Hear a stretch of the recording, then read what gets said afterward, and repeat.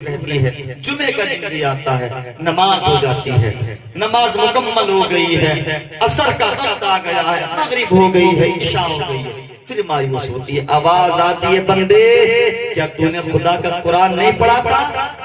کیا تو نے یہ نہیں جانا تھا کہ یہ دنیا بیگانوں کی دنیا ہے؟ جب اس دنیا سے آئے گا تیرا ہر انسان ساتھ چھوڑ دے گا۔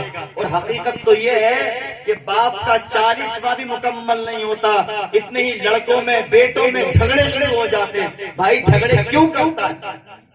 جھگڑے کیوں کرتا ہے؟ کہا جھگڑے ہونے کی وجہ یہ ہے میرے باپ جب زندہ تھے میرے باپ نے 10 لاکھ روپے چھوڑے تھے، اتنا سونا چھوڑا تھا، اتنی چاندی چھوڑی تھی، اتنی زمین تھی، ہم چاہتے ہیں اس کو بانٹ لیں۔ اللہ کے بندے 40واں تو مکمل ہونے دے، بعد میں بانٹ لینا۔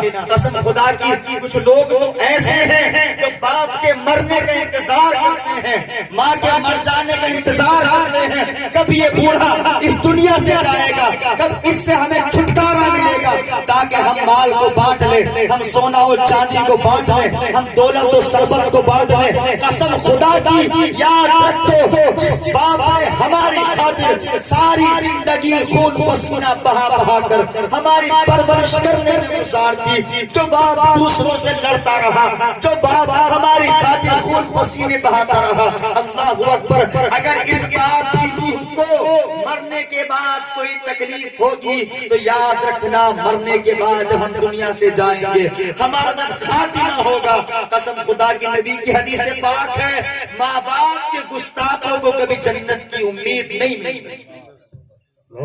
اللہ اکبر۔ اس لیے آج ہمارے بڑے عجیب حال ہو گئے، ہمارے بڑے عجیب حال ہیں۔ ایک صاحب نے فون پر ایک سوال پوچھا، مولانا صاحب ایک بات بتائیے۔ کہا کیا؟ کہ میرے ابا کا انتقال ہو گیا۔ اچھا، ہمارے یہاں پر چنے، جو چنے ہوتے ہیں نا جن کو کیا بولتے ہیں، داڑیا بولتے ہیں، ہمارے یہاں پر یوپی میں وہ 40ویں میں 10ویں میں تیجے میں چنے پڑے جاتے ہیں، چنوں پر کلمہ پڑا جاتا ہے۔ تو ایک صاحب نے مجھ سے سوال کیا کہ مولوی صاحب یہ بتائیے کتنے چنے کافی ہیں؟ میں نے کہا بھائی 16 کلو۔ 16 کلو کو جو ہم اس کا وزن کر کے اس کی جب گنتی کرتے ہیں تو 1.25 لاکھ کلمہ پورا ہو جاتا ہے۔ اور 1.25 لاکھ کلمے کی فضیلت سرکار نے یوں فرمائی ہے کہ جس مرحوم کے لیے 1.25 لاکھ کلمہ پڑھ دیا جائے اللہ رب العزت اس کی بخشش فرما دیتا ہے۔ تو میں نے اس کو جواب دیا تو اس نے کہا کہ اگر ہم زیادہ لے لیں، میں نے کہا آپ کی مرضی، ٹھیک ہے۔ تو پتا چلا کہ وہ 80 کلو چنے لے کر کے آئے، 80 کلو۔ اب 80 کلو چنے لے کر کے آیا، پبلک پڑھتے پڑھتے پڑھتے پڑھتے پریشان، بہرحال ختم شریف ہو گیا، سب کچھ ہوا۔ اس کے بعد پتا چلا کہ جس بیٹے نے باپ کے انتقال کے بعد 80 کلو چنے اس لیے خریدے تھے تاکہ گاؤں میں، سماج میں، بستی میں، رشتہ داریوں میں واہ واہ ہو، میری تعریف ہو۔ جب اس کا باپ زندہ تھا تو اس کو اتنا بھی ٹائم نہیں تھا کہ اپنے باپ کو بخار کی دوائی لا کے دے، اپنے باپ کو بخار کی دوائی۔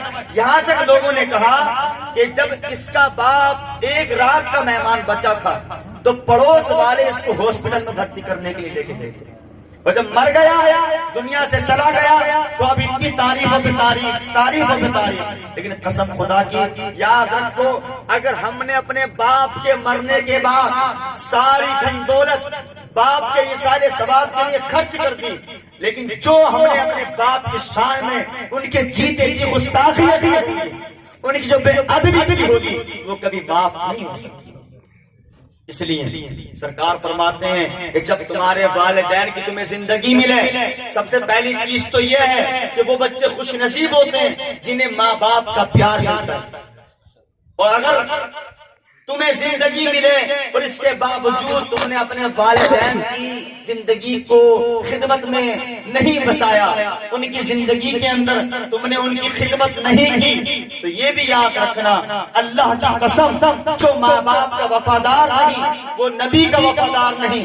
نبی خود کہتے ہیں کہ جس کی ماں، جس کے باپ دنیا سے اس حال میں چلے گئے کہ ان کا دل اولاد کی وجہ سے، بچوں کی وجہ سے ناراض تھا، تو جب وہ میرے پاس آئیں گے بروز محشر اور مجھ سے شکایت کریں گے یا رسول اللہ ہم آپ کی امت میں تھے اور ہم نے آپ کی امت میں جنم لیا، ہماری جو اولاد کی ہماری اولاد نے ہماری نافرمانی کی ہے۔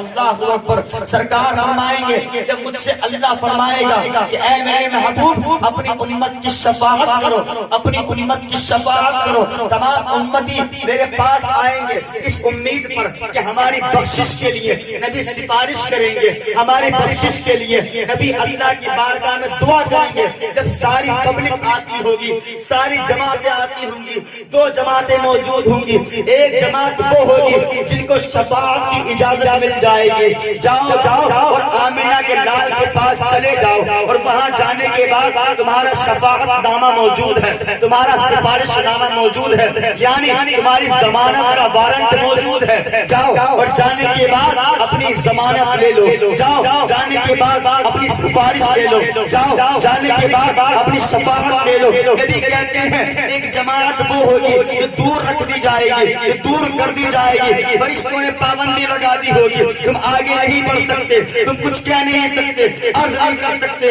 اللہ اکبر۔ نبی کہتے ہیں آواز آئے گی اے فرشتوں ان کو یہیں پر روک دیا جائے، ان کے پاؤں میں بیڑیاں ڈال دی جائیں، اور بیڑیاں ایسی نہیں ہوں گی جہنم کی بیڑیاں ہوں گی۔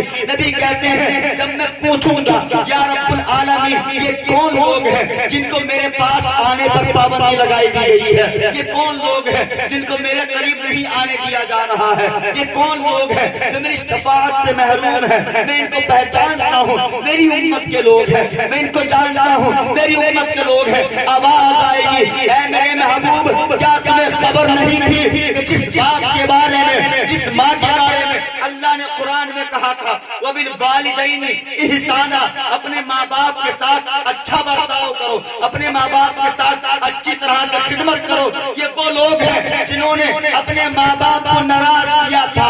اللہ اکبر۔ اتنا سننا ہوگا، سرکار فرمائیں گے فرشتوں اس جماعت کو میری نظروں سے دور کر دو، جو اپنے ماں باپ کا نہیں میں اس کا نہیں۔ آواز آئے گی او میرے محبوب جس سے تو ناراض ہے اس سے تیرا خدا بھی ناراض ہے۔ اب کون سا ٹھکانہ ہمارا بچے؟ نبی کہتے ہیں کہ میں ناراض ہو جاؤں گا، اس سے اپنا چہرہ پھیر لوں گا، اس کی طرف نظر نہیں ڈالوں گا۔ آواز آئے گی عرش معلیٰ سے میرے محبوب جب تو نے چہرہ پھیر لیا تو اب میں کیوں راضی رہوں؟ جس سے میرا محبوب ناراض اس سے میں بھی ناراض۔ اللہ اکبر۔ اس لیے ایک موقع پر آقا کریم صلی اللہ علیہ وسلم نے فرمایا تھا کہ اگر تمہیں اپنی ماں کا ایسا حکم بھی ملے کہ تم نماز کی حالت میں ہو، تم نماز پڑھ رہے ہو اور تمہاری ماں تمہیں مسجد کے دروازے پر آنے کے